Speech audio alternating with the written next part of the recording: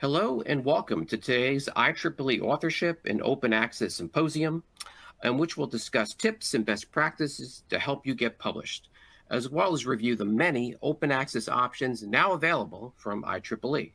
My name is Michael Spada, and I will be your moderator for today's webinar. Um, Before we get started, here are a few items to keep in mind to ensure you have the optimal experience for today's event. First of all, if you experience any technical issues whatsoever, um, please type your issue into the Q&A window. We have a team standing by to support and help you resolve any such issue. Here is a quick tip. If your video or audio should lag at any time, please try refreshing your browser, as that could help resolve the issue. If you have any questions for our presenters during the event, you can type them into the Q&A window, and we will answer as many questions as we can in our time together today. A certificate of participation will be made available at the end of the session, and a recording of today's event will be made available a few hours after the session ends. So thank you all for joining us today. This series of authorship webinars has proven to be very popular and very much in demand, as we have seen thousands of registrants from around the world participate in these webinars. And that include students, professors, researchers, librarians, department heads, OA administrators, deans, and many more. So thank you all again for joining us today. We think you'll find it to be a very worthwhile experience, as we have a packed agenda for you today, with topics that include what editors and reviewers look for in submissions, common reasons why papers are rejected, how to select the right publication for your research submission, ethics and submission guidelines for AI-generated text, reasons to consider OA journals for your submissions, OA options available from IEEE for both authors and institutions, research strategies using IEEE Explore, authorship tools available to you, and many other topics. Taking us through all these topics is our panel of experts. That includes Dr. Saifer Rahman, the professor of electrical and computer engineering at Virginia Tech, and who also served as the president of IEEE in 2023. We also have Esther Lukash, IEEE client services manager and research strategy specialist, who has literally helped thousands of authors refine their research and literature review strategies over the years. And Judy Brady, IEEE Regional Area Manager and Publishing Solutions Specialist, who will explain the many OA options available to authors and institutions and show you how to easily figure out if your institution has an OA agreement with IEEE. Following the presentations, our panel will join us for a live Q&A session where our experts answer as many of your questions as we can today, so you will definitely want to hang on for that. So let's get started by telling you a little bit about IEEE. IEEE is the world's largest technical professional organization and a leading authority in electrical engineering, computing, and a range of related technologies. IEEE is a public charity dedicated to advancing technology for the benefit of humanity. Over to the right, you can see just a couple of the many initiatives that IEEE has in support of this mission.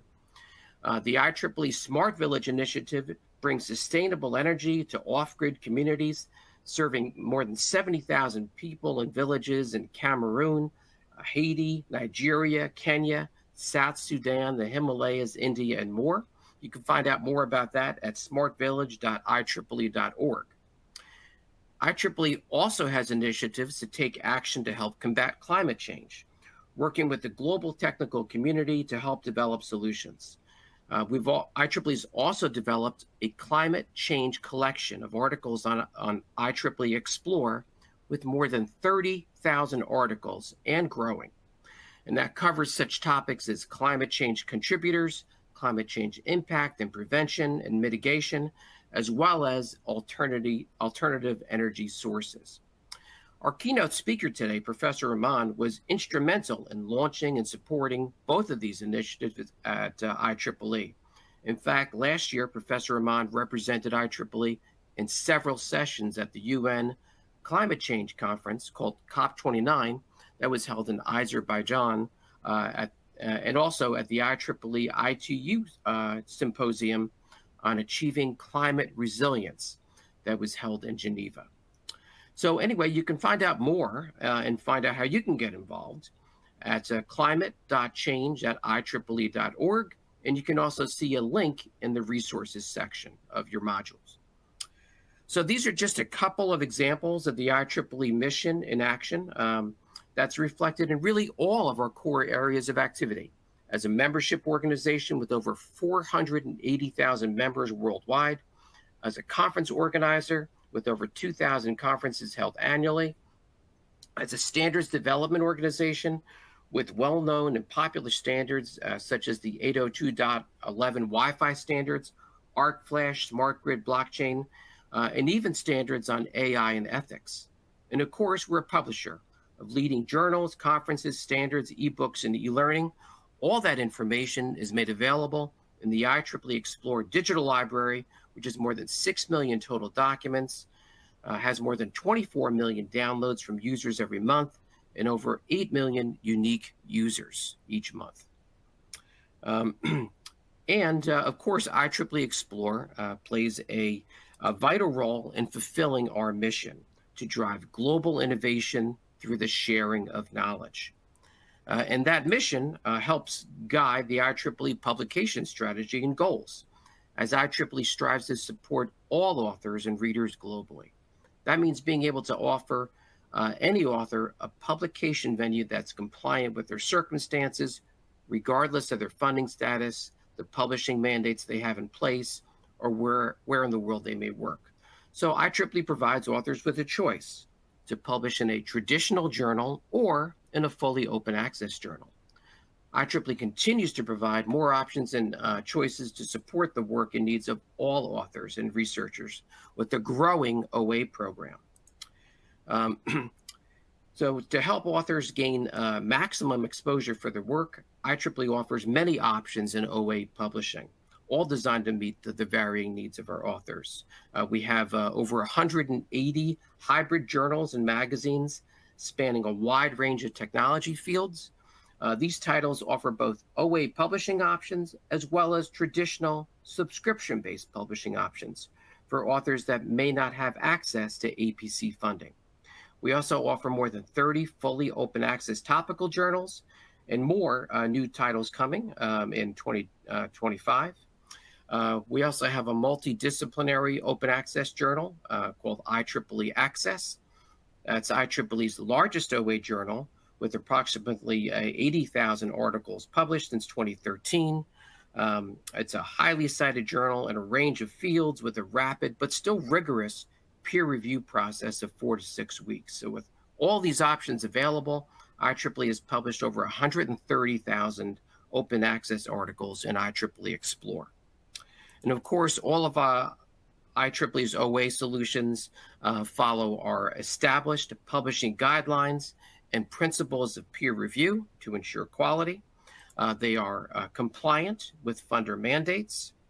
We offer more OA options today than ever before, with many options to choose from. And we also offer solutions for institutions with over 500 open access agreements with institutions around the world, all designed to make it easier and convenient for institutions and funders to manage costs for authors and to simplify the publishing process. To see if your institution has an open access agreement with IEEE, you can visit open.ieee.org. In a little while, my colleague Judy Brady will show you how to search for your institution's open access agreement on the IEEE Open site. So with that, let me introduce our first speaker. Dr. Saifer Rahman is the Joseph R. Loring Professor of Electrical and Computer Engineering at Virginia Tech in the USA. He's also the founding director of the Advanced Research Institute at Virginia Tech. He served as the IEEE president in 2023 and the president of the IEEE Power and Energy Society for 2018 and 2019. He's an IEEE Life Fellow. He's published over 150 journal papers and has made 600 conference and invited presentations. He was the founding editor-in-chief of IEEE Electrification magazine and the IEEE Transactions on Sustainable Energy. He also served on the IEEE Board of Directors as the Vice President of Publications, and he served as the chair of the U.S. National Science Foundation Advisory Committee for International Science and Engineering. So with that, let me hand it off to Professor Rahman. Thank you, Michael. Good morning, good afternoon, good evening. I saw a list of like 40 countries all over the world. Thank you for joining us today. So I will talk about what I did as an author, what I did as a PEIC, and where I found success, where I found difficulties, and how I overcame those difficulties. So we'll go through this list in my presentation: how to select the right publication for your submission, paper structure, submission process, peer review, and importance of ethics in publishing. I'm speaking as a professor of students who ask these questions. I have this paper idea, where should I target? And I'll tell you what I tell them in the next few minutes. So going forward, publishing choices, right publication for your submission. First of all, reputation of the publisher, like IEEE is an example and many others. And because you want your paper to be cited, and to be cited, it has to be well-known journal and highly visible. That's where the quality of journal comes in. Because today, we have different metrics to judge the quality of the journal. Now, the next thing is the journal indexed in the scholarly journal database, like Web of Science, Scopus, Directory of Open Access Journal, DOAJ, and so on and so forth. Then the question is, you want your paper to be reviewed by experts so that you get feedback to make your paper better going forward. So it's very important that the journal you're targeting has a strong peer review process to that. And other thing is a journal platform receive significant traffic and easily accessible and stable. I mentioned this already. You want your paper to be visible and live there a long time. You want to make sure the platform is stable, it has a good history, and it can be easily accessible going forward. So let's look at us, IEEE, as a publisher. IEEE has been a trusted voice for engineering and technology with long history going back to 1884. So we are 141 years old now, roughly. Our journals are trusted, respected, because we have a long history and we have a rigorous review process, and we also only publish the best quality papers that we deem worthy of our journals. There are over 8 million monthly users of the IEEE Explorer Digital Library. That tells you something. 8 million monthly users. That means they find the place trustworthy, stable, and informative. All these publications, you saw Michael talk about 180 hybrid journals and 30 full open access journals, 210 plus. They have a well-established, well-publicized, well-regarded review process, which is our principles and quality standards. IEEE also maintains partnerships with abstracting and indexing providers like Elsevier, EBSCO, OCLC, Clarivate, ProQuest, Crossref, NLM, to make sure your work is easily discoverable and highly visible. And we're indexed by Google, allowing Google search results to include links to IEEE Explore. If you don't know Explore, go to Google and put the first few words of the title, and you'll see the abstract and where it is published. If it's open access, get it open, download the whole thing. If it's not open access, you go through your institution's library so that you can get the full paper as you need. Now the question is, which publication are you going to target? Please understand it is unethical to send the same paper to more than one publications. Why is that? I'm an EIC of the journal, for example. You send your paper to me. I have a colleague EIC of a different journal. Paper goes there as well. We are spending our time, energy, resources to review your paper. What happens? EIC gets it. Based on the content, EIC will send it to the area editor who will find reviewers. All that work takes time and energy, volunteer time. If you are making 3 people or 3 groups working on your paper, it's for 2 of the 3 waste of time. Please don't do that. It's unethical. And then the question is, where do you send? Start by looking at the publications cited in your references, your reference list at the end, of course.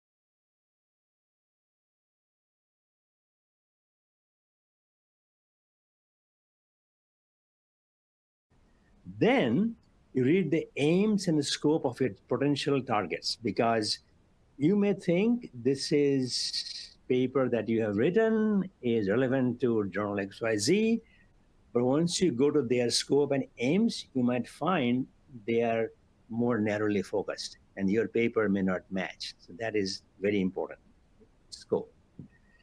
And also, we can help you. If you check the IEEE publication recommender in the Author Center, you'll see some publications, of course, IEEE publications that may be relevant to what you're talking about. Again, at the bottom of the page, I have the URL, publication-recommender.ieee.org. Please review those or that as much as you can. Now the question is, journal or a conference? Journals expect fully developed presentation of your work and its final findings. In journals, groups of journals I've looked at, we look at the paper which has results.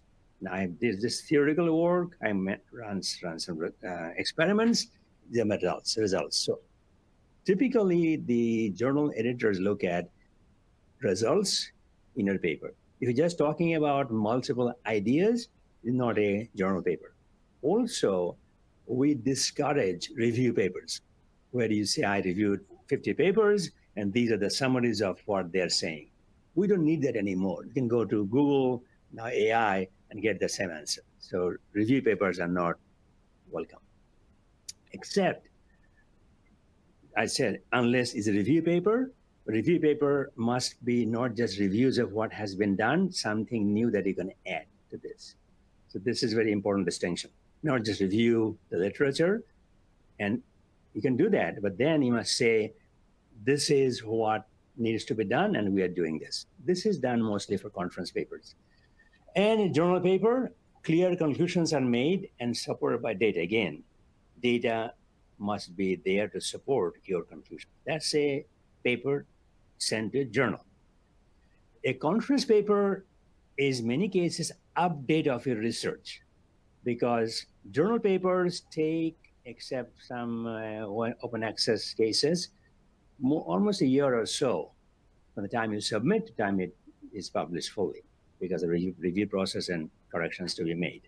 Conference papers can be submitted and you see results, conference presentation opportunity in 3 months or less, 4 months maybe. So as a result, you have a chance to present preliminary work, result, highlighting what you have done. Why is it important? When you get the paper done, submitted to the conference, it is accepted, then you go to present it. When you present it, the audience will have some feedback to your research. Very, very important, especially for grad students. So I would suggest if you want to get some feedback, some reaction, send a conference paper and get the feedback, and then come back and address those feedback points and prepare a journal paper. Typically, that flow works better. Typically, a paper in a conference is shorter than journal articles and fewer references. Most IEEE conferences put a limit of conference papers 5 to 6 pages, journals more like 10, 12 pages. This is the difference between them in the size context. So, factors for you to consider when choosing a publication. Advantage of journals, mentioned that already briefly, stops at the journals in the field according to annual journal citation reports. And journals are cited 3 times more in patents and other publications, our journals, of course, publications and in patent applications, our journal. On the other side, advantage of a conference are recognized worldwide. They are indexed. They're available, in our case, through Explore, and people can make reference to it. And of course, electrical engineering, computer science fields are our field of work. The disadvantage of a journal paper, it has a lower acceptance rate. So the chance of your paper being rejected is higher than a conference paper being rejected. On the other side, for conference papers, it is IEEE policy that if you do not present the article in the conference, it may be suppressed and not indexed in other databases. Important. That means when you write a paper for a conference, please make sure you have plans, you or your co-authors, or one author at least, have plans to attend that conference.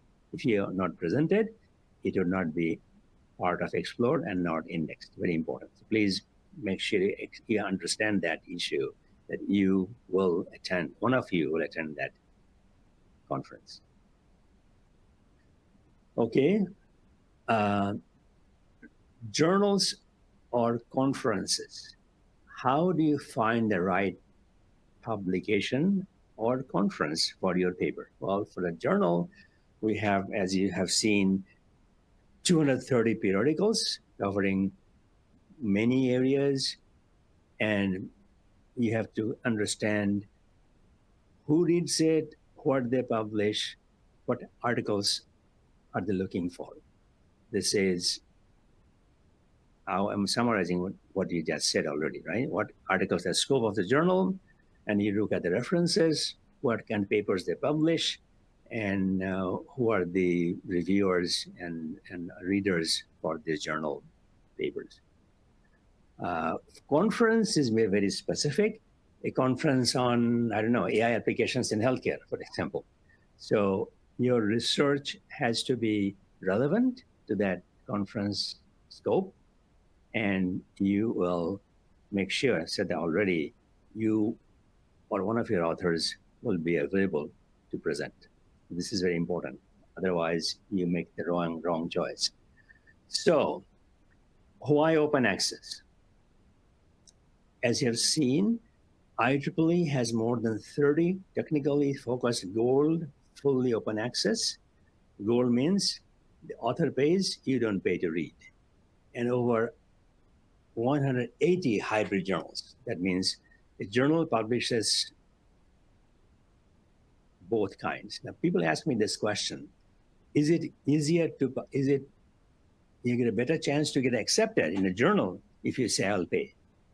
I was AIC, still is true in many journals, as much as I know. When a paper is submitted to the other hybrid journals, we don't ask upfront. Upfront, we don't ask, is it going to be open or is it going to be behind the paywall? You submit the paper, we don't even ask that question. So that means we are reviewing the paper as if it is going to be behind the paywall. That means it is not pay to publish. Once the paper is accepted by the EIC, you'll get an email with this question. Paper has been accepted. Do you want it to be open access or behind the paywall? See the difference? That means we made the decision without even knowing what your intentions are. That means the standard of review was not impacted by the option to pay or not to pay. No, my reviewer didn't even know what your options are. We're asking you at the end once paper has been accepted. This is very important. Then, if you choose to publish on open access side, you as the author have to pay OA fee, which is listed there, and then it's done.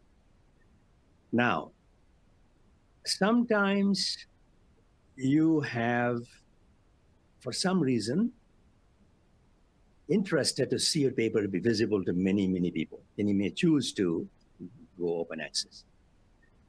And other thing is, sometimes your funding agency may have some mandates that paper has to be open after a year or must be open right away.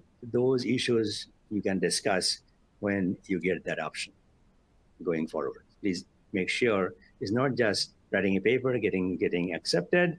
The peripheral issues, your funding agency mandate, please make sure those are understood. Okay, going forward, paper structure. These are the 8 or so items a paper should have, must have: title, abstract, introduction, methodology, results, discussion, conclusions, references. Please make sure results and discussions are not conclusions and vice versa. Results are facts. You found these numbers in your experiment, facts. Discussion means what these facts represent. That fact could be your forecasting electric power load, and your results are such and such, and you can discuss what was the reason for certain inaccuracies in your result. Conclusion is, what does the whole thing mean? You have found a new technique to do electric power load forecasting, which is better than what is in the literature. Conclusion means your opinion. Results and discussions are not your opinions. These are results as numbers and what results mean. Opinion is in the conclusion. And reference, of course. So let me go through this list of items. An effective title should be specific, concise, and descriptive. That means, to me, very important, concise. I have seen papers with 25 words in the title. To me, it reads like an abstract. My rule of thumb is don't make it more than 10 words, your title, 10 words. Specific and descriptive. Why is it important? By reading your title, the reader will understand or would have this question answered. Is the article relevant to me, my work? Then he or she will read it. That way you grab readers' attention. So that means you describe the content of their paper using fewest possible words. And in the title, avoid acronym. Like load forecasting, don't say LF. I know LF stands for, but you may not know that. Unless it is things like AI. It's understood now what AI stands for. You don't have to spell the whole thing out. So avoid acronyms in the title, unless obvious. AI is obvious, load forecasting is not obvious. Abstract is a concise summary of the research conducted, results obtained, and conclusions. That means it is a standalone, condensed version of the whole article. Very important. So I write the abstract of my paper at the very end. Everything is done and paper is ready to go. Then I know what was the research, what the results were, and what conclusions I reached. Typically 250 words or less. And you can use keywords and index term if you want to. And some journals now require graphical abstract. It does put that in, but most of them do not. Again, the issue is your abstract must be a concise summary of research conducted, results obtained, and conclusions reached, 250 words or less. And keywords at the bottom. So this is the thing, what you did, why you did it, and how the results were useful to make the field move forward, in your opinion. This is the abstract. Okay, keywords. Why are keywords important? You want your paper to be discovered so it can be used by other people and be cited. The search engines look at keywords to select the paper to meet certain questions. I want to know about how electric power demand forecast is done in summertime, in wintertime, in the fall or spring.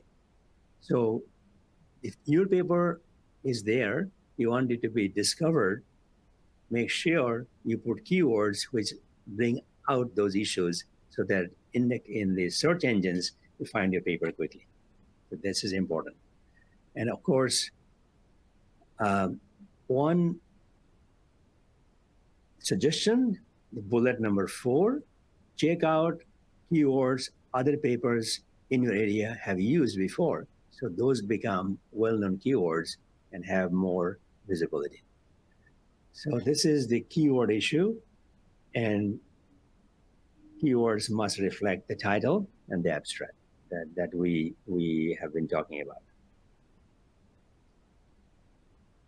Typically, what happens when I see a paper, title looks interesting, I read the abstract and the conclusions before I read the whole paper, because those will tell me what was attempted and how it was done.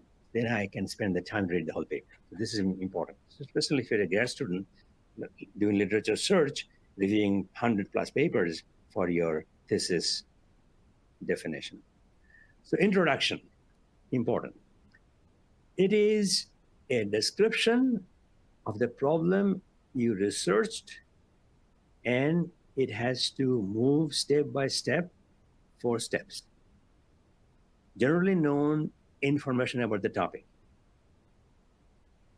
meaning you are starting a research for a PhD, you pick a topic, not final yet, then you go in the literature, what is known about this topic you're thinking about. Item number 2, prior studies, historical context to your research. Again, prior studies meaning what work has been done last 10, 15, 20 years in your work, and how that matches with the direction you're going. Then, once you know that, what is your hypothesis? Meaning, you have now find a gap in research, gap. That is going to be your path to follow to build a research portfolio for your work for a PhD, and that's the direction it'll go. So you are done with 2 things. One is what is generally known, what has been done in that discussion area, and what is missing, that's your gap. We call gap analysis. Then finally, how article is organized. You talk about methodology, talk about results, discussion, conclusions, and references. Fine. So now methodology. Problem formulation and the processes used to solve the problem. Prove or disprove hypothesis. I've said already, you have done the problem formulation. Now you want to attack that problem through a set of processes, experiments, algorithms that are relevant. And that will help you to show you have chosen this direction And based on this process that you are going to take, you will ensure that what you have chosen is right, or you can also ensure it is not right because this is a dead end. So you can then move around. So it is not always that you have found the right answer. You have found what the answer which answers can be wrong as well. So that's a problem. You have to define. And you can use illustrations to clarify ideas and support conclusions. I typically use graphs or some pictures to explain what is going on. So the results and discussions, results are results, numbers, results from experiments, those numbers, fine. Discussion is how you, excuse me, interpret the results. What does it mean? Does your solution that you have presented, the numbers offer a new solution, and how this new solution can benefit other researchers and professionals, because that will sometimes open a path for the next researcher to define their research based on what you have done and what you have said. I have done this much. I have not solved the whole world's problem. It's important because you must say what are limitations of this paper. Otherwise, reviewers will come back to you and say, well, you did not go far enough. And tell them, I did not go far enough. I know that on purpose. I have 10 pages to write. I have given something new, something useful, and also give a path to the next person to take this work and go. Then the reviewer will not have that criticism to reject your paper. Very important going forward. Now, conclusion is your opinions. Explain what the research has achieved. We talked about this already. It relates to the problem stated in the introduction, right? Is what I'll do this with the results, discussion, and I conclude that I have been able to show what I said I will do with numbers. And at the same time, you must include a summary of the main findings and implications for the field. Implications, you define something, it works. How does that work going to benefit people coming behind you? And as I said already, you must provide benefits and shortcomings of the solutions. What am I meaning? I have not solved the world's problem. I'm stopping here. Others can pick up. And again, your research has a methodology. What maybe you found a way to forecast electric power demand using your methodology, which takes only a few seconds. Before, people did the same thing, but the same results took them a few minutes. That's a benefit of your methodology. And again, as I said, at this point, you suggest, I have done so much work, this is left undone, others can follow through if they want to. So references are references. Make sure you read the references before you cite them. People miss that sometimes because you have to make sure that the work you're proposing is not done already. If you did not read the full paper, just read the abstract and the title and keywords, you would not know what they have really done. So read that papers. There's no limit as to how many references you can put in. My rule of thumb is keep it under 30 because it takes space. I have only 8 or 10 pages. If I use 200 references, half the paper is references. So that's not helping me. So, and you can do some self-referencing. That's the second bullet. That means you can go reference your earlier paper. But if that paper has done most of what you're talking about today now, then you are repeating yourself. Be very careful. And authors must be attributed. That is the name, article title, publication name, publisher, year published, volume, page number. And if you have DOI, put the DOI in there, easy to find the paper. So very important that any paper you're citing, content that are using to guide your research must be cited with this set of data, name, publication name, and so on and so forth. That's very, very important. Okay, additional material, supplemental. IEEE supports the sharing of research processes, methods, data, code, and findings as openly as possible. Now there are different databases that we have available through IEEE or third party, where you can post your algorithm, your even program, your code, your data set, your conclusions, which are more general than what you wrote in the paper. That way, that is the material other people can use to find your paper. So Dataport is very important, or CodeOcean. They have different size limitations. Some are not free. So make sure if you do publish in those locations, put your reference or link so that people can find that. In fact, some funding agencies in the US want your results to be, your data to be, or code to be publicly available. So this is something that we are providing through Dataport. CodeOcean is also another place you can put your data set. So, because your research is important, if somebody can reproduce your results, then results are more valid. For somebody else to reproduce your results, they must have access to your data, right? I have seen people ask me this question: your paper is good, I like the idea, can you share your data with me? This is some years back. I've done my data in GitHub, for example, on Dataport, so that I can tell them, here it is. So this is what we do. Sometimes it works reversely. When I did the paper, I did not have all the data in a presentable format. I used it myself, so I could not make a reference to Dataport for my paper that is being submitted now.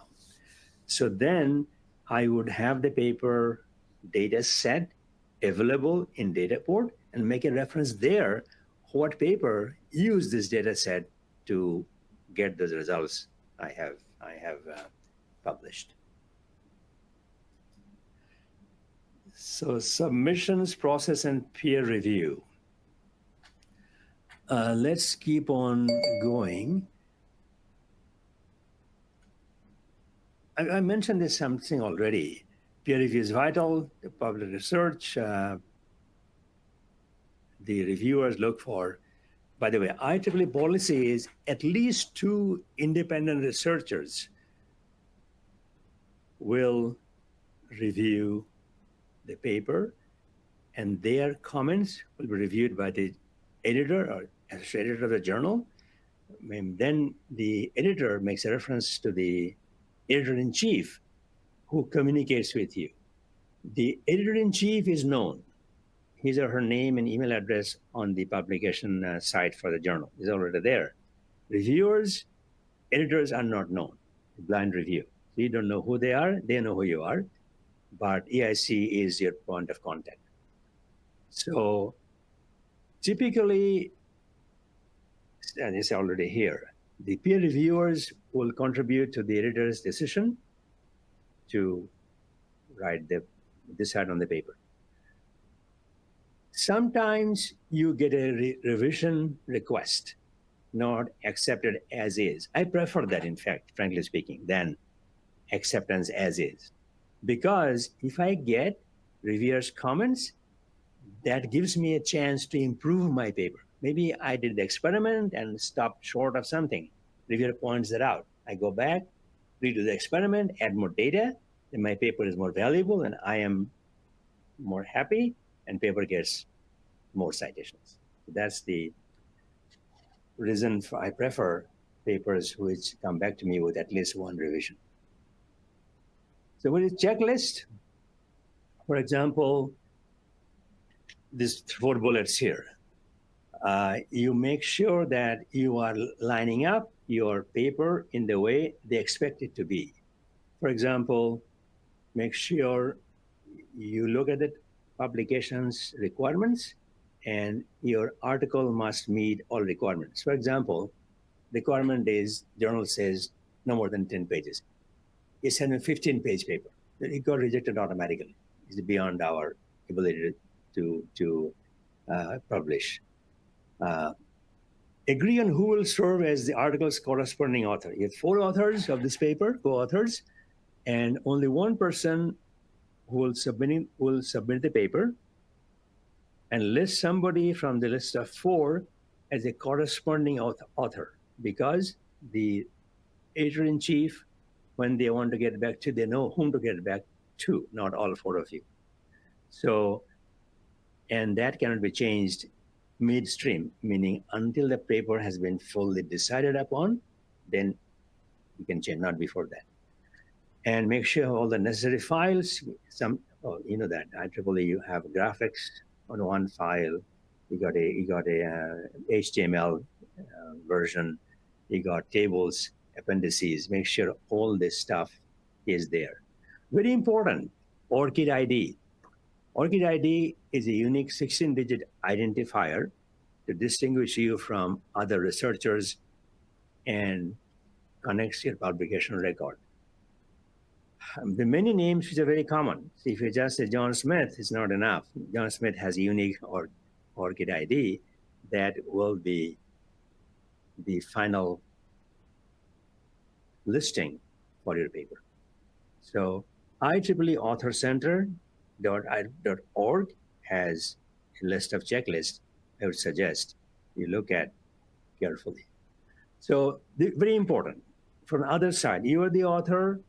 If you know, have some idea as to what editors and reviewers are looking for, you have a better match. Again, there's 7 items. Your scope, talked about this. Is your study well designed and run all the way to the end? Data that are reported, analyzed, and interpreted correctly. Make sure data is correct, meaning sometimes large databases have some data gaps. So clean the database first before you use the database to run your algorithm. Ideas must be expressed clearly, concisely, and logically, step by step, obviously. Again, very important. All ethical and journal requirements are met. Ethical meaning do not send to more than 1 journal at a time.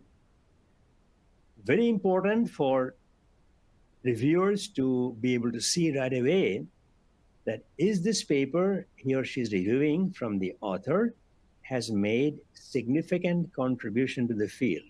If it is repeating what has been done, it is not a journal quality paper. And there must be some material that is original, meaning has not been published, that is your new research that you have done, that has to be clearly stated. So much has been done. I have done this research and this approach, this result is new and it's novel. So what is the novelty? New ideas, of course, new tools, new methodology. You developed a new algorithm, a tool to run this experiment. And new methodology, new tools are very comparable. I have a methodology that is published, but I use that methodology for a different application.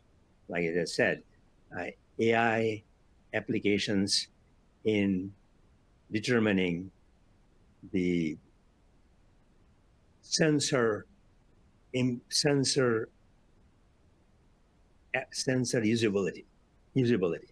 I have methodology applied in healthcare maybe. I have a lot of sensors from my research in building automation.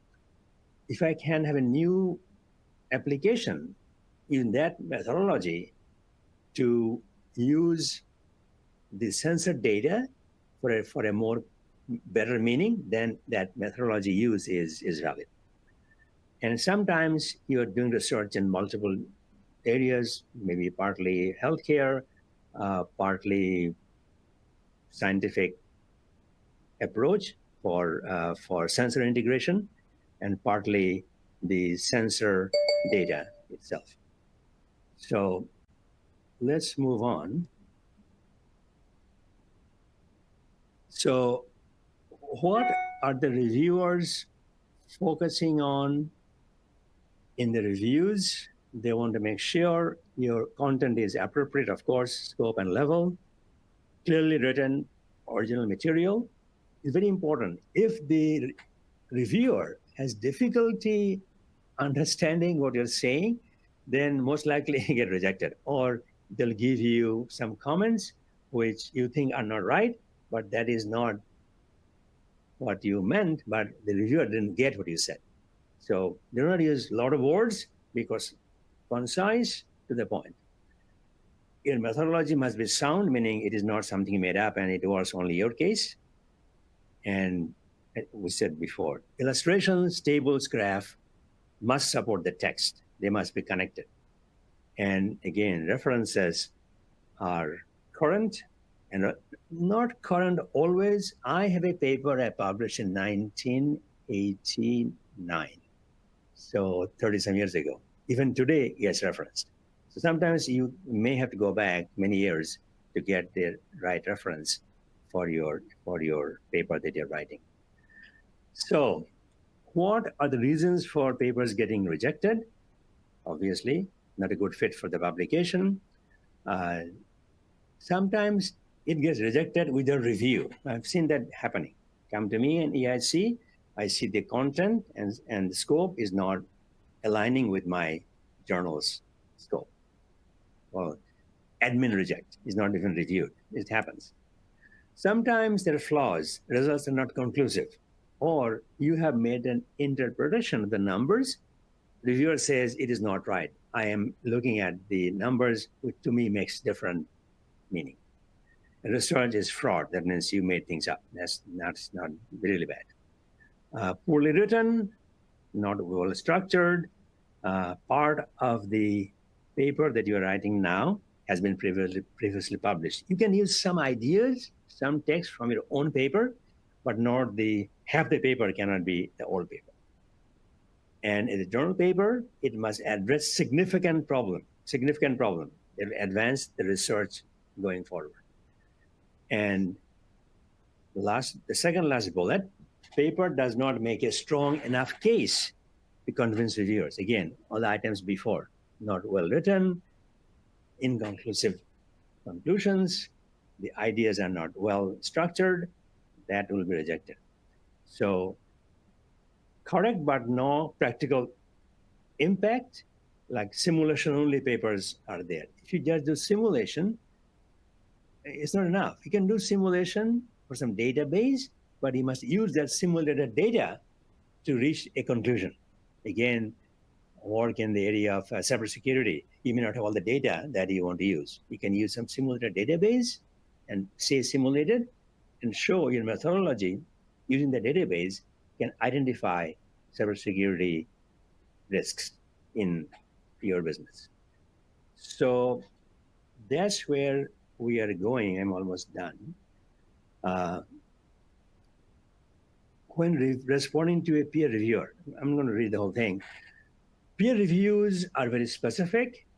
You give your response, make sure, have an open mind. That means peer reviewer is looking at your paper with fresh eyes, which you have not thought of yourself. That's why I said before, I prefer my paper come back for revision request, not accept as it is. The reference letter, you do the response to the review questions, fine. But then you have a letter attached to it, point by point reply that addresses each suggestion that you have addressed. For each comment, reference the precise location where the change has been made.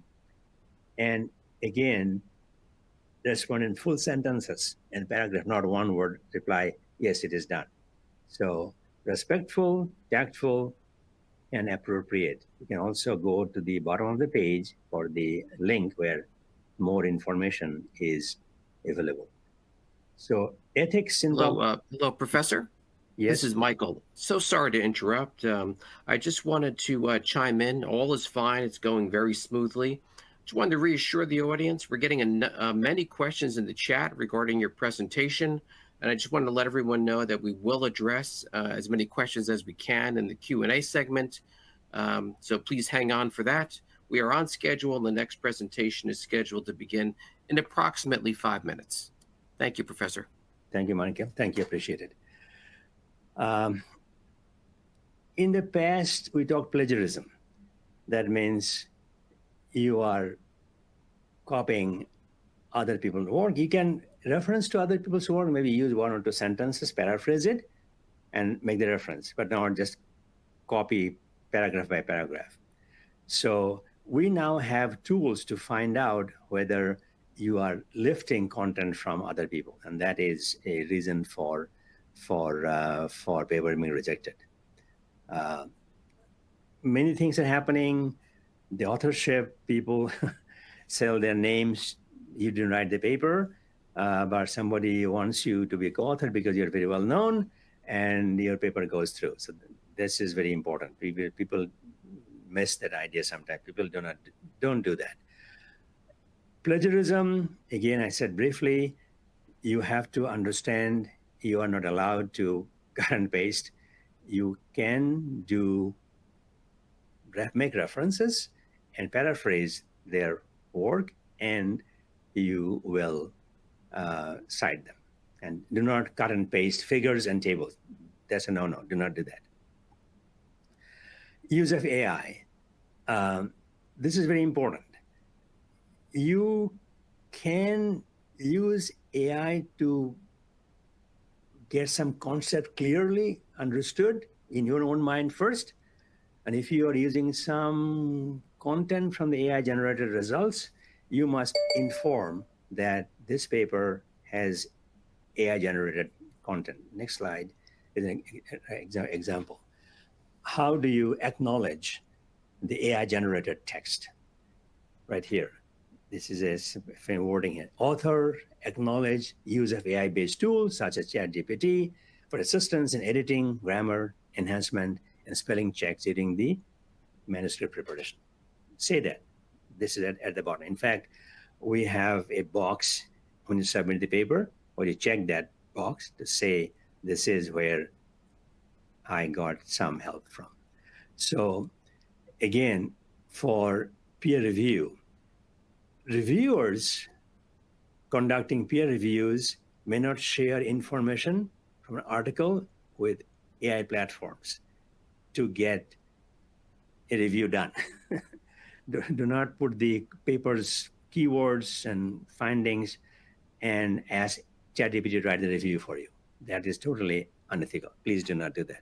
You are a respected individual as a reviewer. We value your judgment. We send the paper to you because we think you will be able to give a good judgment.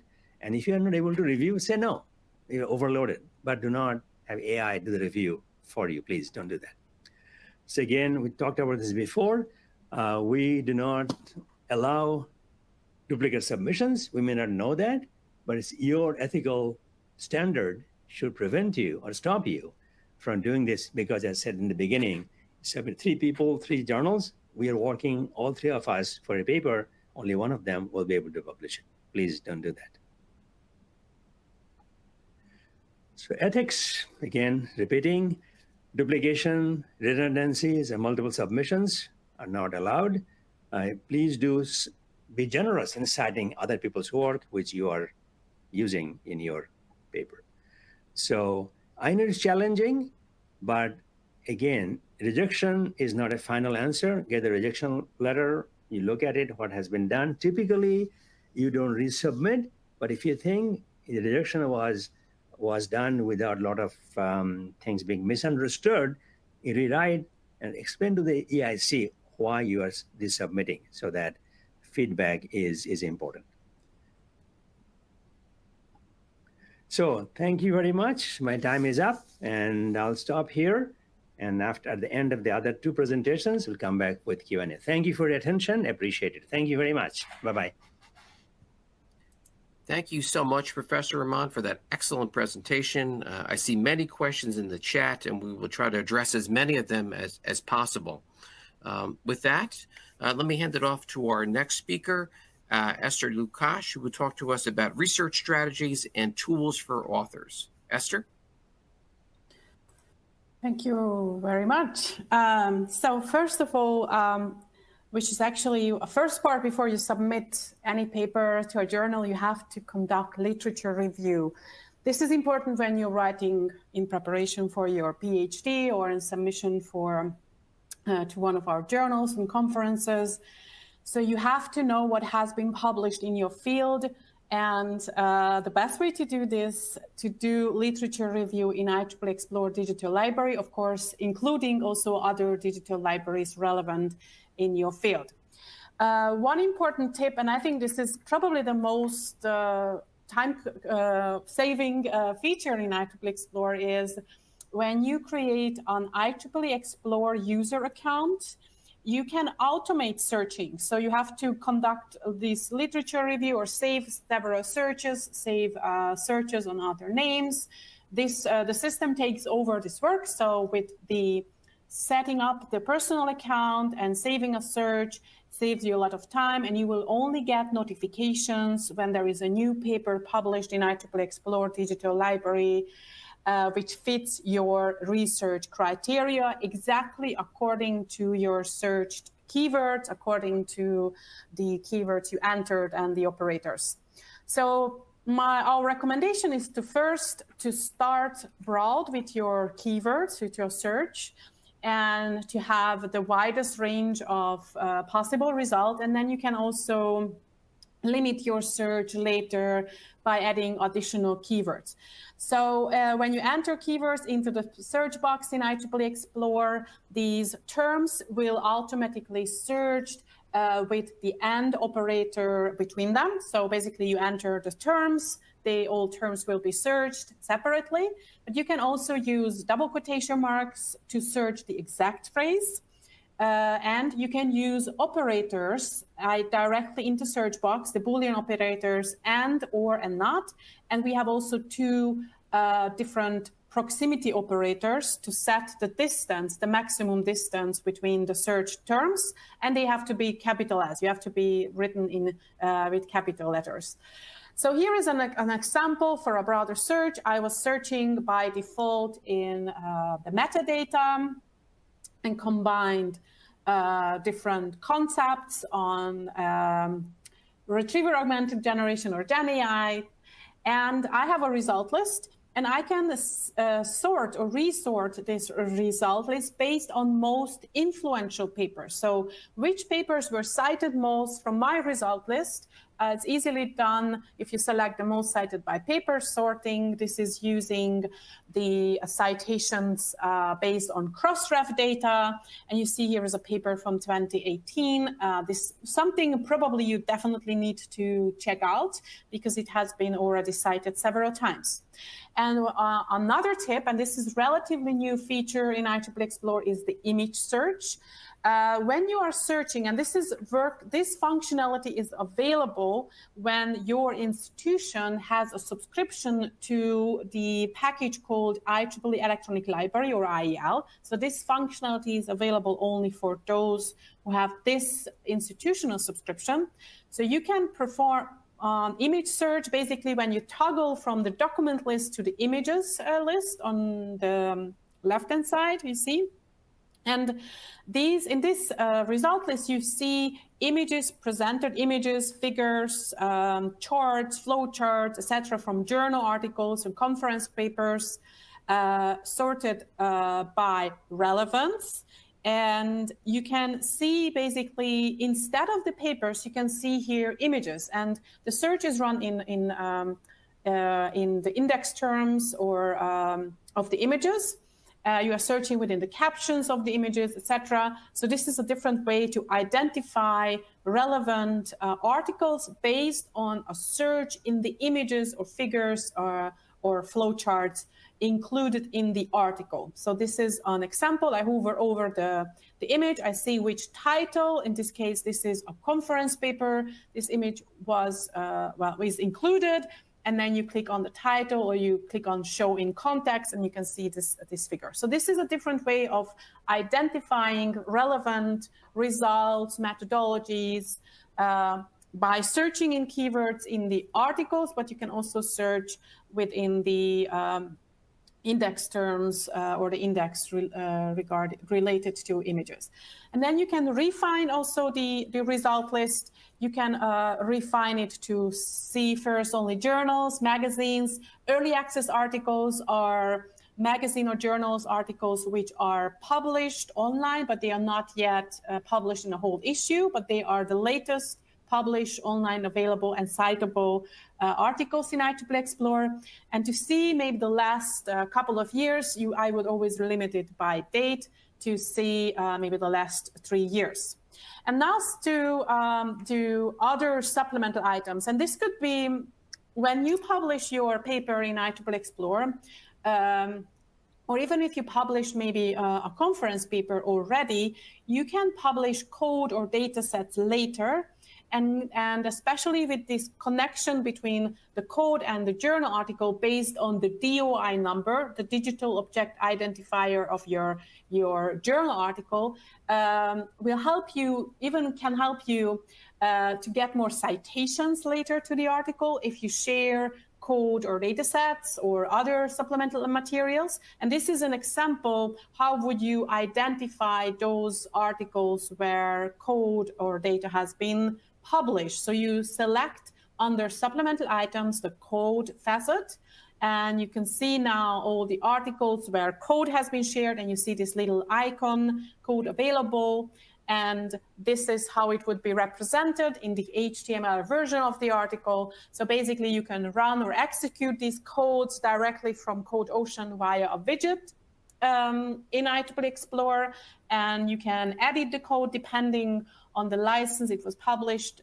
you can change it, etc. So code and data sets, this is basically also the future of publishing, not just publishing papers, but also as corresponding data sets and codes as well. Okay, that was a side on the side. So, but there another important way to identify the most important authors. So on the left-hand side, you can see a facet for the most important first 25 authors who are publishing mostly in IEEE Explore Digital Library, let's say in your research field. And the next step is to find their author profiles. We are automatically generating author profiles for the authors. If you publish yourself an author profile, you can search for your own profile, search for your name, click on your name, and this is how you find it. These are some examples from researchers. And if you would like to follow these authors, because they are, let's say, the most important experts in your field, you can save a search on their names when you are logged in with your personal account, and you click on follow below their name. So this is how you can track the authors in your field in IEEE Explore Digital Library.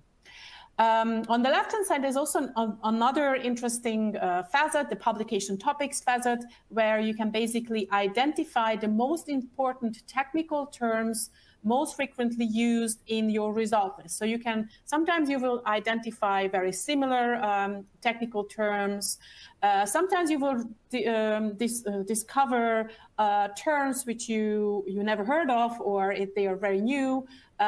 These are generated from IEEE Explore. We've been working on re-indexing on the full text of your article, and you can use this rich resource under the publication topics facet, and also under the keyword section. This is the next step. When I open an HTML article, you see on the left-hand side under keywords, you can see all these keywords related or connected to an article.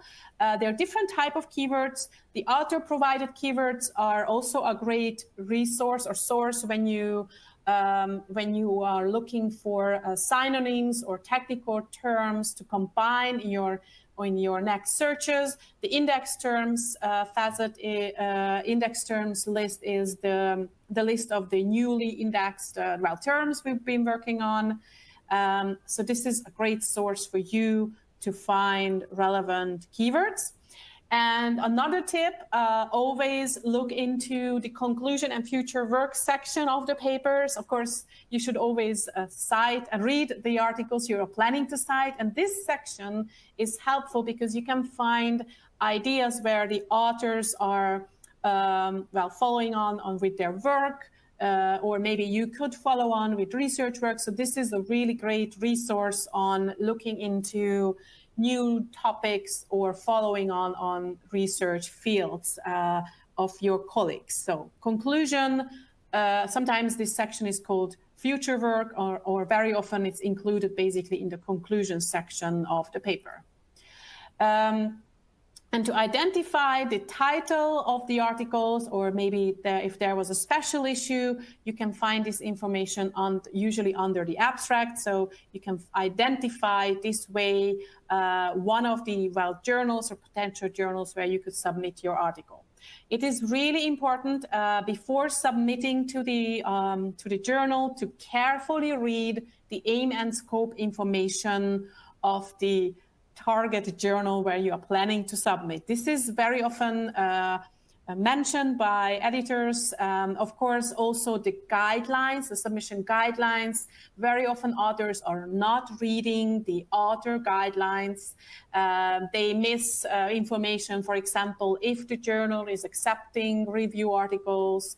It's really important to see also to check the page limits, to see recommendations for the journals or description on the peer review, etc. Within the IEEE, we have several societies. This journal in this example is published by the IEEE Education Society, and I would recommend that you read the author guidelines on the website of the society. Sometimes you can find here call for papers information, maybe there is a special issue planned. So please always visit the website of the society for detailed author information. And I will show you how you can find this journal and how you can find out which society is publishing it. So more complex searches in IEEE Explore Digital Library are better done in the advanced search. And this example, I'm looking for a certain type of articles, review articles in my field. And you can see on the right-hand side, different fields available. And they are really, different type of searches. You could use searches for a different type of article in document title field, but it's really important to do full text and metadata searching. What does it mean? By default, IEEE Explore is searching the metadata field, meaning within the title of the articles, abstract and keywords. But when you're going in to submit, or your preparation for submitting a journal article to one of our journals, or for your PhD, it is really important to search the whole article within the full text and the metadata. So some of you don't think or don't care about where you're searching when you're searching with different databases, but in the advanced search, you can decide which field to target your search. So as I mentioned, for PhD students and for preparation for a journal article submission, please go to the advanced search and search within the full text and metadata to be more complete in your search. And finally, we still have the command search capability. So this is better a search option for those of you, again, who would like to search within the full text. You have a bigger search box. You can work with parentheses, and you can also search here with the proximity operator. So the proximity operator near /3 in this example, you can set the maximum distance between the search terms. Let's say you would like to search them in very close to each other, of course, because they should be in the same sentence or likely in the same sentence. You will get more relevant results with the proximity operator. So near is setting the distance, and the O near is setting the distance as well as the order between the searched terms. So this is done in the command search. You can use this, the near and o-near operator, even within the basic search, but the search, the full text is better in the command search.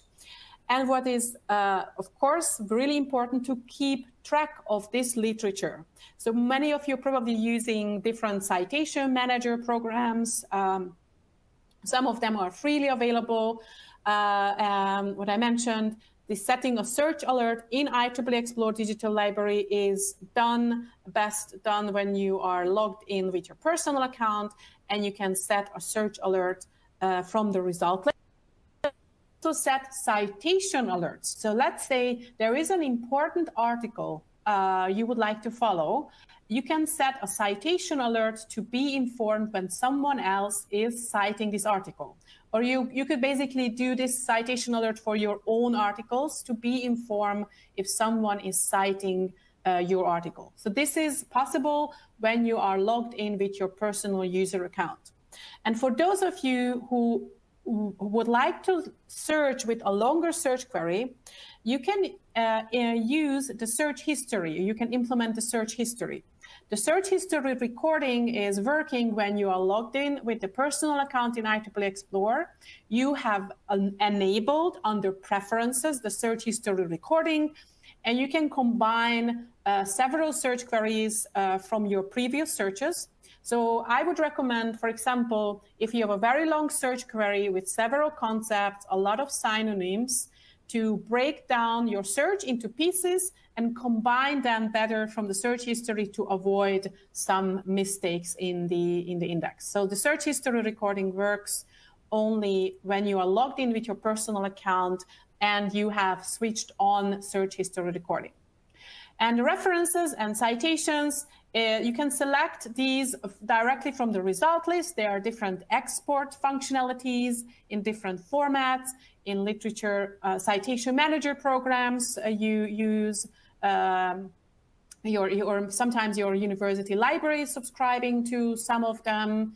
But if you don't have any, you can also use the My Research project to collect the citations. You can create here different folders within IEEE Explore. You can tag these folders or these documents, and you can create up to 15 different projects within IEEE Explore with your personal account under My Research Projects. For further information for authors, we have the IEEE Author Center, where you can find the publication recommender tool. Professor Rahman was mentioning this. You can download the article templates in LaTeX and in Word for conferences or for our different journals.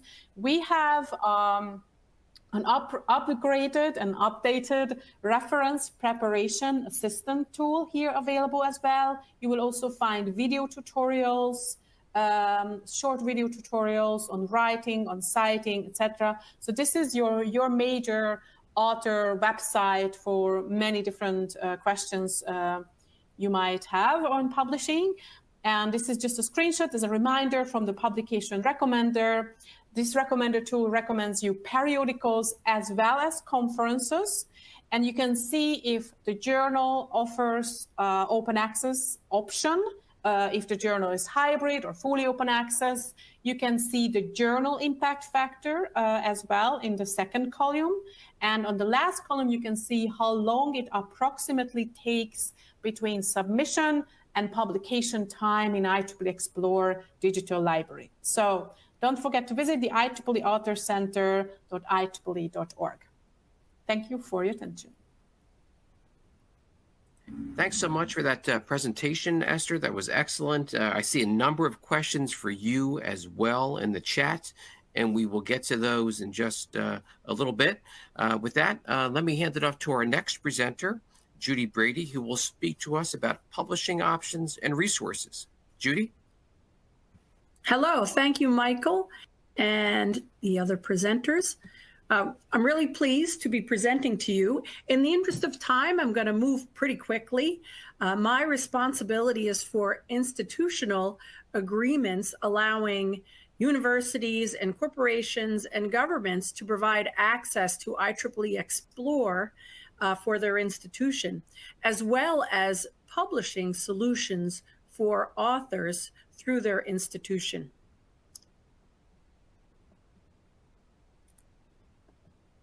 So, as Mike mentioned in the beginning of the session, we have many options for publishing open access. I know some of you are required by your institution or your funding agency to publish open access, and you can do that in a traditionally subscribed journal we call a hybrid journal, and that is because all of the IEEE journals provide an open access option. We also have fully open access topical journals. There are more than 30, and the multidisciplinary open access journal of IEEE, which is called IEEE Access. And the reason we created all of these options more than a decade ago is because some authors were required to publish open access, but they needed to have the same high quality publication options as they have always had from IEEE. So the first criterion for developing any journal at IEEE is that it has to be very high quality, and we have continued that standard. These are the 30 fully open access journals of IEEE. They're in many, many areas of technology. So I can assure you, whatever your area of technology, we have a very high quality journal in which you can publish if you are required for open access, or if you don't need to pay an APC. If you want to follow the traditional route, we have an option for you. These are the new titles for 2024 and 2025. We're always creating new titles because technology doesn't stop. There's always innovation and technology growth, and we are providing journals in which you can publish if you're in those areas of technology. So what is the reason that people choose to publish with an IEEE journal, whether it be open access or it be a subscribed journal? It's because we have the top journals in electrical engineering and computer science. These are the rankings from the Journal Citation Report. Esther showed you, you can also find this information in IEEE Explore, but we do have consistently for decades the top journals in electrical engineering and computer science. There's another method of measuring quality, and that is the quartile rankings. These came out several years ago, and they are based on similarly on citations in Scopus and a few other factors. But once again, IEEE dominates in the quartile ranking. In this chart, you can see the blue bars, the blue portion represents the IEEE journals. The gray bars represent all of the other publishers in our technology space. So if you look in each of the key areas, electrical and engineering, telecommunications, automation and control, imaging science, and computer science, IEEE dominates in these areas. So we do ask authors why they publish with IEEE. And this is for all kinds of publishing, traditional and open access. The number one reason consistently is the reputation of the journal. Similarly, the second strongest reason is the audience or the readership of the journal. Third is the impact factor. These are all measures of quality. And as you could see by the previous slides, IEEE's journals rank most highly and those criteria. But also time to publication of article is very important. Esther showed you how you could find that in Explore. We're happy to share that with you as well.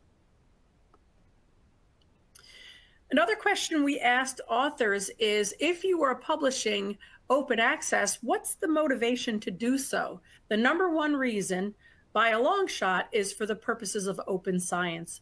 Authors want their work to be found and used to propel innovation forward. Other reasons are that my institution requires it or my funder requires it. So we have very high quality open access options for you if you're required to publish open access. The number one journal for open access publishing at IEEE is IEEE Access. And the reasons for that are we have an outstanding and large editorial group with over 1,200 expert associate editors and reviewers. Also, it's a speedy submission to publication time. It features some of the most popular articles in Explore. So imagine if you publish your article and it's most found in IEEE Explore by millions of people. Very important. It's geographically and topically diverse, and it has a strong impact factor. So one of the things I want to point out to you is that having access to IEEE Explore, and especially the IEL collection that Esther mentioned, is very important to the writing of your article. Esther showed you a lot of the ways that you can use Explore to help in the development of your article. It is important, and if your institution does not have access, please contact me. I can help you with that. This chart shows, so the previous chart showed the top users of Explore by country. And maybe you want to note Germany, the United Kingdom, Italy, Turkey, Spain, the Netherlands. These are the top countries with the usage of Explore. This slide shows the top journal publishing by country. And once again, Italy, the UK, Germany, Spain, these countries are using Explore the most, and they're publishing the most articles. And as you may know, it's not easy to publish an article in an IEEE journal. You have to have high quality resources to develop your article. So there's the correlation. What we're starting to see now is that in many countries, the open access publishing is exceeding the traditional publishing. Now, IEEE allows author choice. We are not driving anyone to publish in a particular way, but we know some authors need to publish open access, and indeed, many are. When you look at this chart, the blue indicates open access publishing, and the orange indicates traditional publishing. Many of these countries, you can see, are publishing more open access now. If you look at Italy and Spain and Saudi Arabia and Finland and Ireland, those countries have an institutional or a countrywide agreement with IEEE to publish open access. Many of the other countries have, for other reasons, are choosing traditional. Both are fine.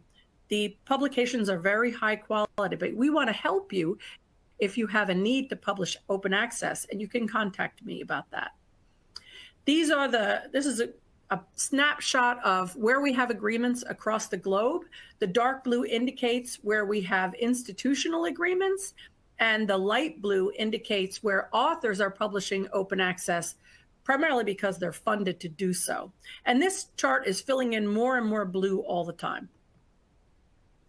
Here's some information about agreements we have around the world. There's all different kinds of agreements that we've made with institutions and countries to publish open access.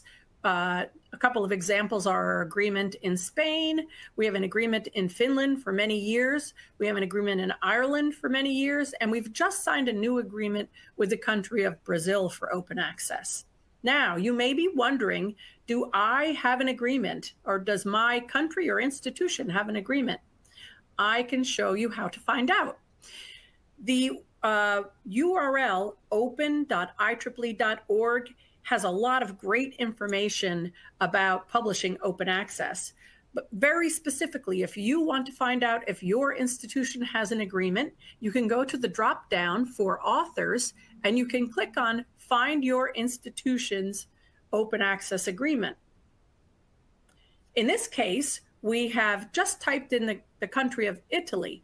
When you do that, you will find underneath all the universities that are included under the Italian Open Access Agreement with IEEE. So I encourage you to do that if you're going to publish open access, because there may be funding available for you. And this is my last piece of advice. IEEE does charge for overlength pages and color printing, but you can avoid those charges because most open access agreements will not cover those. To avoid those charges, and Professor Raman said this a number of times, be concise. it's important that your paper be concise and clear. And when you have a very, very long paper, it's difficult not only for the reviewer to understand your concepts and your meanings, but it's difficult for the reader or the researcher. So being concise and clear will keep your pages to a minimum, it's likely, and you will avoid those charges. Another charge you can avoid is color printing. The color printing only applies when you're printing the printed version of the journal with color. You can avoid that because there is no cost for color publishing in the online version. And most authors don't care if the printed version is in black and white. So avoid those charges if you prefer. This is my last slide. If you would like to know what's being published at your university, have some information, you can request a custom report from us. If you are unsure if you have an agreement, you can contact me and my team. Or if you even want information about your subscription, do you have access to the IEL collection so you can use those image searches? You are welcome to contact us. There's our contact information. And with that, I'll turn things over to Mike. Thank you so much, Judy. Excellent presentation. I see a number of questions in the chat for you as well. So we're obviously running a little bit over, but our presenters have generously decided to hang on a bit for our Q&A session. So we'll start that in just a moment. Before I do that, I have a poll question for members of our audience. Judy just reviewed a lot of great information regarding open access solutions for authors and for institutions. So this question is for any audience members that are faculty, librarians, or administrators at an institution. If you'd like someone from IEEE to contact you about an institution-wide open access publishing agreement for your organization, a poll question is going to pop up on the next slide. So I'll just ask you to populate that. So here is the poll question. So if you'd like someone to contact you about an institution-wide OA publishing agreement for your organization, please just click A or yes here, and we will have a member of our team follow up and provide you with some information regarding that. And as Judy mentioned, if you're unsure if your organization has one, you can go to IEEE Open and search for your institution, and you'll be able to find out if your institution may already have an agreement with IEEE, which greatly expedites the publishing process and makes it a lot more convenient for authors. So I'll just give our audience a moment to answer the question. Looking at the responses, looks like we're just about there.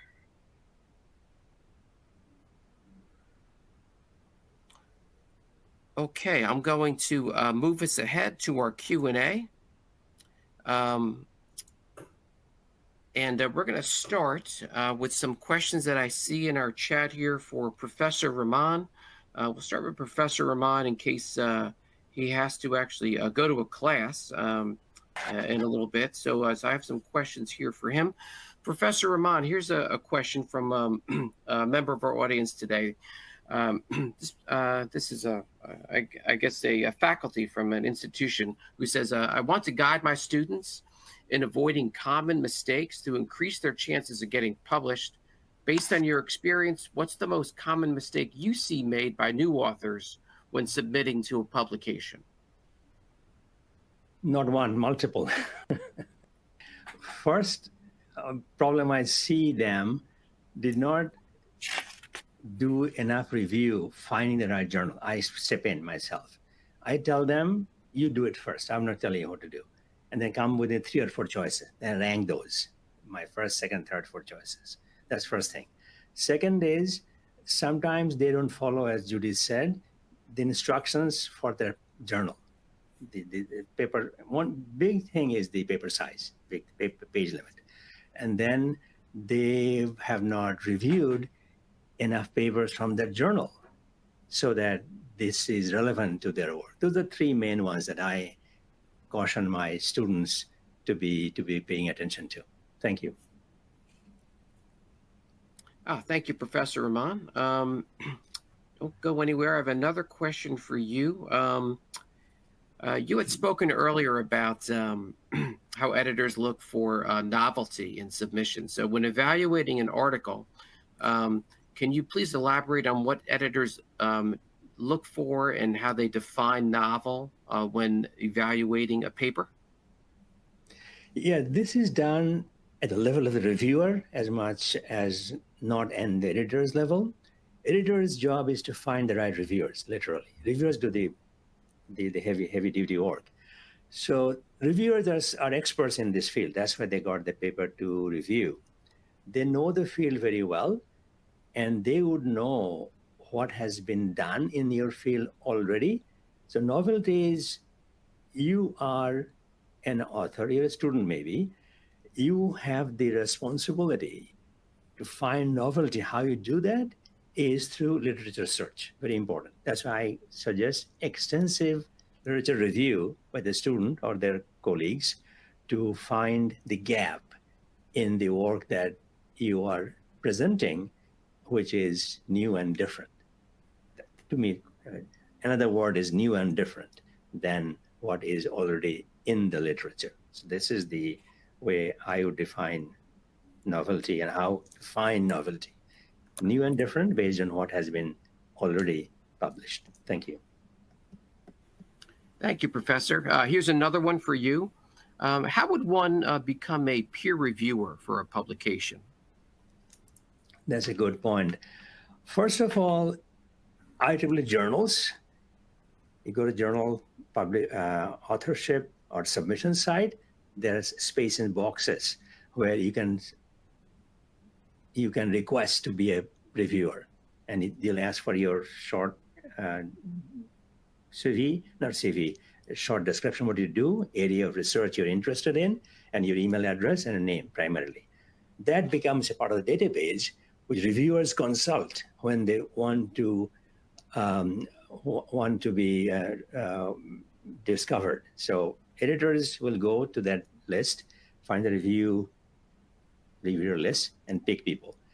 Other thing I found very useful, in addition to going to the website, you go to conferences. When you go to conferences, you'll meet many people, and you will find people who are editors in journals, and just talk to them one-to-one. Say, I'm interested in review for this journal. I want to put my name on your list, and she'll tell you, send me your name and area of interest, and I'll put in my database. So this is how we find another way to be on the reviewer list. Thanks. Thank you, Professor. Here's another one from our audience. Is it possible to submit an article to more than one publication at a time? I said no. Don't do that. Reason is, you submit to 3 journals, they're doing review for all your one paper reviewed in 3 places, 3 sets of chief editors, sets of editors, reviewers. It's not fair, because one of them will accept it, other 2 may also accept. Now you got same paper accepted 3 times, only one can publish. This is very, very unethical. Answer is clear, no, please do not do that. Thank you, Professor. I have a question here for Esther from an IEEE author. Esther, they'd like to know how to edit their author profile in IEEE Explore. How does one go about doing that? Yeah, so you saw in my presentation, I think 2 examples of author profiles. If you published a paper in IEEE Explore, and you, first of all, you have to find your author profile. You search for your name, you click on your linked name, which is hyperlinked, and that will show the author profile or generate this link. If you would like to change anything, because maybe the biography is older, you would like to update the picture, you have to be logged in with this personal account in IEEE Explore, which I explained at the beginning of my presentation. And you can reach out, you can click on Edit Profile button, and you can request the edit. It doesn't happen immediately, but is routed to a team of admins, and they will check it and then update it. So it's a relatively new feature. This updating the profile. And you need to be logged in with the personal account in IEEE Explore for this. Thank you, Esther. Here's a question for Judy. Judy, why would an author choose to publish open access over traditional publishing? Primarily, authors choose to publish open access for the exposure of their paper. They want the paper to be freely available to everyone. And the idea is that then everyone can build on that research, more researchers can access it. The second most important reason is that the funder requires that they publish open access. But the real key, I think, for any author is that you want to find the most high quality, most highly cited journal. And if it's an open access journal, that information is available. Thank you, Judy. Here's another question for Esther. Esther, what are some of the most popular and trendy technology topics being published today that editors and readers may be looking for? How could a prospective new author stay informed of that? So you could check first the most popular searches in IEEE Explore Digital Library. If you are on the homepage on IEEE Explore, under the global search box, you can see the top searches, this plus sign, and this will open a list of most frequently used terms. But you can also do, like if you are searching in IEEE Explore, you can change the sorting to most cited in patents, most cited by papers.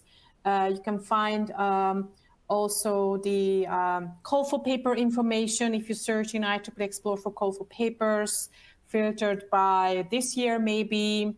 And then regularly, you can find out some conferences, IEEE conferences you are about most close to your field. And I will always follow the call for paper information on the conferences website, because conferences are usually reflecting on the most recent results in top technologies. So I would also follow the conference website and check out the call for paper section. So these would be some tips. Thank you, Esther. Here's a question for Judy. Judy, we talked about APCs for open access publishing. Can you talk about APC waiver policies and how one would qualify? Yes, so IEEE has a waiver policy that provides discounts on the APC price for low and middle income countries. And how do we define low and middle income? We use the World Bank listings by GNI.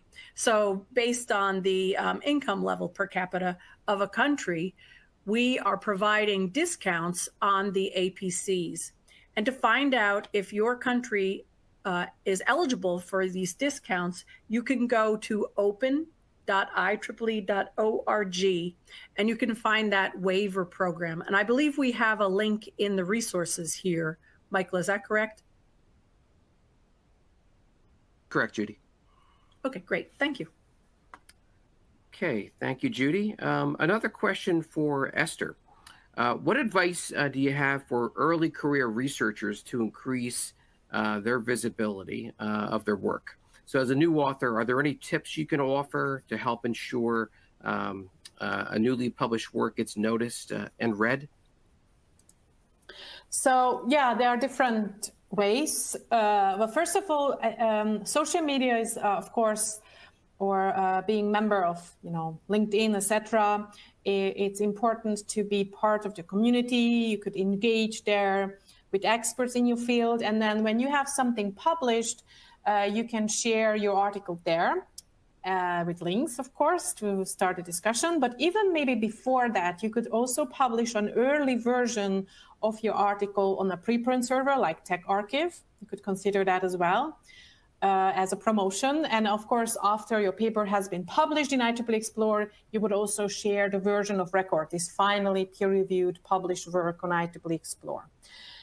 You could also consider to publish graphical abstracts or video abstracts as a supplement. They are also a great way to share on social media, or a visual representation of your all most important results and methods can be helpful.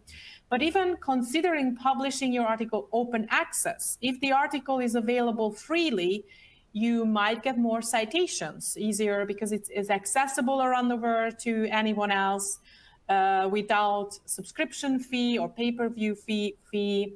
It could increase the number of citations to your paper. So these are some tips from me. Thank you, Esther. Esther, I have another question for you. You talked about personal accounts and all the tools that are available through a personal account. So if your institution has a subscription to IEEE, does every student or faculty member at the subscribing institution automatically have their own personal account and research projects folder? No, you have to create this yourself. It's not automatically set up for you. Even though your institution has a subscription, it's independent. Anyone can set up this personal account, but you have to create this with any email address in IEEE Explore. Great. Thank you, Esther. Okay, I can see that we are well over time, so I'm going to wrap up our session today. Thank you so much to our presenters for their excellent presentations. There are more resources here that are available, as you can see. You can go to the IEEE Authors Center or IEEE Open for more information on the topics addressed by our presenters. Shortly, once the webinar concludes, you will receive a link to a recording of today's presentation. You can also download the slides from the On24 console in front of you. As well, you can also download a certificate of participation in today's webinar as well, directly from the console.